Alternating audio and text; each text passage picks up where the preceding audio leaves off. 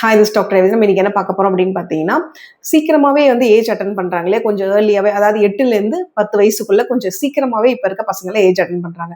அத வந்து நம்ம கொஞ்சம் டிலே பண்ணி, நார்மலான ஒரு ஏஜ்ல வந்து அவங்கள கொண்டு வந்து ஏஜ் அட்டெண்ட் பண்ண வைக்கிறதுக்கு, வீட்லயே நம்ம என்னென்ன பண்ணலாம் அப்படின்னு பார்த்தீங்கன்னா, ஃபர்ஸ்ட் விஷயம் வந்து பிளாஸ்டிக்கே டோட்டலா அவாய்ட் பண்ணுங்க. அதாவது ஸ்கூலுக்கு போற பிள்ளைங்கலாம் நம்ம என்ன பண்றோம், சூடா வந்து டிஃபன் பாக்ஸ் வந்து பிளாஸ்டிக்ல வாங்கி அதில சாப்பாடு அப்படியே பேக் பண்ணி குடுத்து அனுப்புறோம்.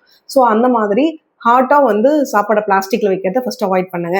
அதுக்கு அடுத்து பார்த்தீங்கன்னா, சுட தண்ணியுமே வந்து பிளாஸ்டிக் வாட்டர் பாட்டில யூஸ் பண்றத அவாய்ட் பண்ணுங்க. ஸோ டோட்டலா நீங்க பிளாஸ்டிக் அவாய்ட் பண்ணீங்கன்னா ரொம்ப நல்லது. அண்ட் அதுக்கு அடுத்து பார்த்தீங்கன்னா, சாப்பிடுற சாப்பாடு. இந்த ஜங்க் ஃபுட், இந்த ஃபாஸ்ட் ஃபுட் ஐட்டம்ஸ் இருக்கலாம். இல்ல ஜங்க் ஃபுட் பீஸா, பர்கர் அந்த மாரி ப்ராசஸ் ஃபுட்லாம் இருக்கு இல்லையா? அது எல்லாத்தையுமே வந்து டோட்டலா நீங்க அவாய்ட் பண்றது தான் நல்லது உங்களுக்கு.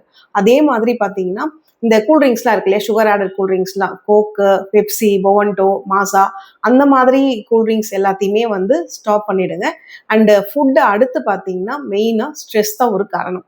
இப்போ ஃபேமிலி பொறுத்த வரைக்கும் குழந்தைங்க வந்து பேரண்டா இருக்கட்டும், இல்ல ரிலேஷன்ஸ்குள்ள வந்து ஏதாவது சண்டை வருது அப்படின்னா, அத பசங்க எதிலயே நம்ம வந்து சண்டை போடுற மாதிரி இருக்கும். அது வந்து குழந்தைங்களுடைய மனச வந்து கொஞ்சம் பாதிக்க ஆரம்பிக்கும். ஸோ அப்போ அவங்க ஸ்ட்ரெஸ் ஆக ஆரம்பிப்பாங்க.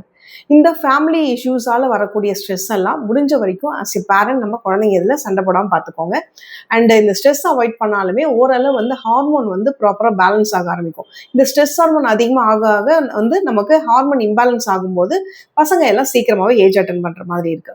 ஸோ மெயின் ரீசன் என்ன அப்படின்னு பார்த்தீங்கன்னா, ஃபர்ஸ்ட் வந்து பிளாஸ்டிக் அவாய்ட் பண்ணணும். அடுத்து வந்து ப்ராப்பரான ஃபுட் லைஃப் ஸ்டைல் வந்து கரெக்டாக மெயின்டைன் பண்ணி கொண்டு போங்க. ஹெல்த்தியான லைஃப் ஸ்டைல் இருக்கணும். அடுத்து பார்த்தீங்கன்னா, ஸ்ட்ரெஸ் இல்லாமல் பசங்களை பார்த்துக்கோங்க. இது எல்லாமே நம்ம வீட்டில் முடிஞ்ச வரைக்கும் நம்ம பார்த்துக்கிட்டோம்னா, பசங்களுடைய ஏஜ் அட்டெண்ட் பண்ணுற அந்த வயசை வந்து நார்மல் ஏஜ் வரைக்குமே அவங்க கொண்டு வரலாம். இந்த ஏர்லி ஏஜ் அட்டெண்ட் பண்ணுறதை நம்ம அவாய்ட் பண்ண முடியும். தேங்க்யூ.